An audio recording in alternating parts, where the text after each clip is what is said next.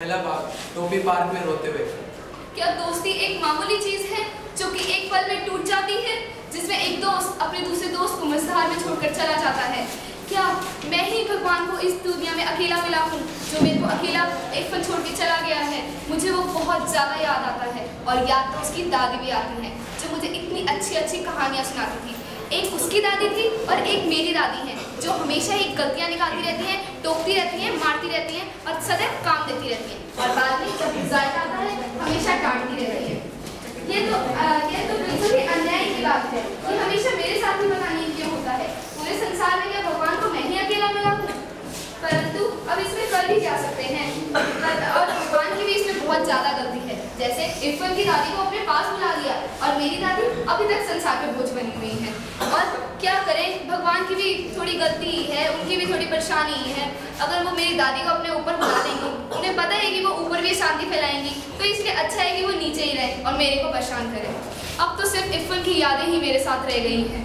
मैं क्या करूं? अब उसे याद करने के अलावा मैं कुछ कर भी नहीं सकता, और उसकी दादी की उन मीठी मीठी कहानियों को क्या करें?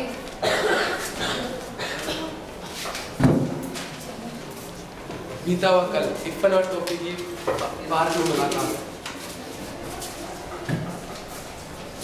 अरे इरफान, चलो तुम्हारी दादी के घर चलते हैं, कहानियां सुनने। ठीक है, चलो। इरफान के घर में। दादी, आज हम तुमसे कहानियां सुनने आए हैं। आप कौन सी कहानी सुनाएंगी? हातिम ताई की। एक बार की बात है, एक हातिम ताई का इंसान था। मैं एक बहुत छोटे से गांव में रहता था। वह बहुत वीर और बहादुर था। वह हर बार विजय होता था। एक बार अर्जामन ने उस पर पीछे से वार करा, तब हातिम ताई झुक गया और हातिम ने उसके पेट से अपनी तलवार आर पार कर दी। इस प्रकार अन्याय की न्याय पर जीत हुई। कहानी अच्छी तो लगी? बहुत अच्छी थी, और जब हातिम जीता तो कुछ ज्यादा ही अच्छा लगा। हाँ, आप तो बहुत अच्छी कहानियां सुनाती हैं, मैं रोज आऊँगा। पीछे से आवाज आती है जो इरफान की अम्मी की होती है। अम्मी इरफान को खाना दादी के लिए ले जाने को कहती है। इरफान जाता है। इरफान, खाना ले जाओ। दादी, तुम्हारे लिए अम्मी ने भात भेजी है। सही करा तेरी अम्मी ने, मुझे भी बहुत भूख लगी। मुझे भी बहुत भूख लगी है, अपने हाथ से खिलाना। जरूर इरफान, टोपी तुम ही खा लो। नहीं दादी, मेरी माँ ने मना किया है बाहर वाले घर से कुछ भी खाने को, इसलिए मैं नहीं खाऊंगा। टोपी इनकार कर देता है क्योंकि दोनों अलग दो जाति के होते हैं। दूसरा भाग, स्कूल में। ऐसा नहीं हो सकता कि हम दोनों दादी बदल लें।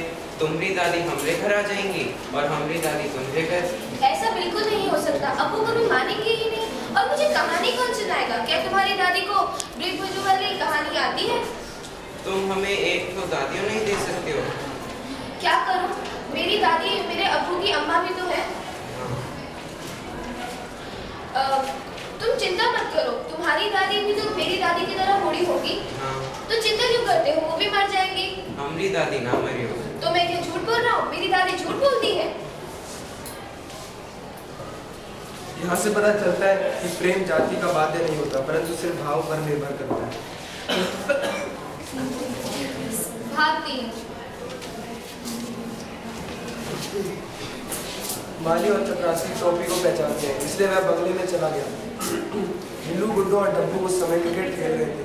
डब्बू ने हिट किया, गेंद सीधी टोपी के मुंह पर आई। उसने घबरा कर हाथ उठाया, गेंद उसके हाथों में आ गई।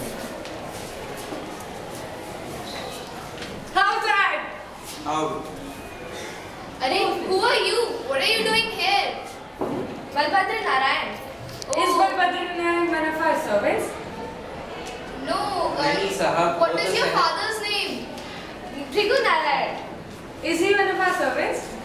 नहीं साहब, वो तो शहर का मशहूर डॉक्टर है। Oh, you mean doctor? Yes sir. Okay, so what are you doing here? We didn't invite you. मेरा जिगरी दोस्त इरफान और उसकी दादी यहीं रहते थे। मुझे उनकी याद आ रही थी, इसलिए मैं यहाँ आ गया। Oh, you look so clumsy. He is not even our type. जरा सबरिया संभाल के बात करो, एक कन पट्टी के नीचे लगाऊंगा। What are you saying? Hey, you go after him.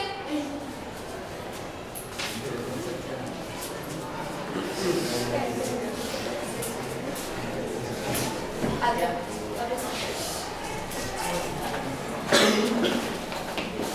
भाग जा रहा है। डूबी के घर पर।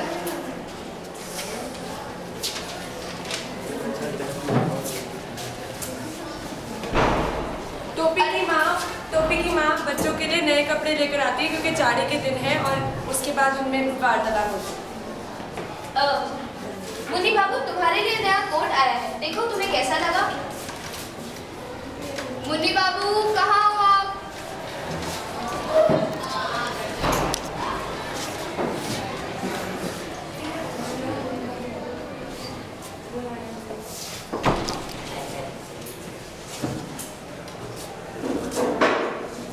हमें नहीं अच्छा लगा।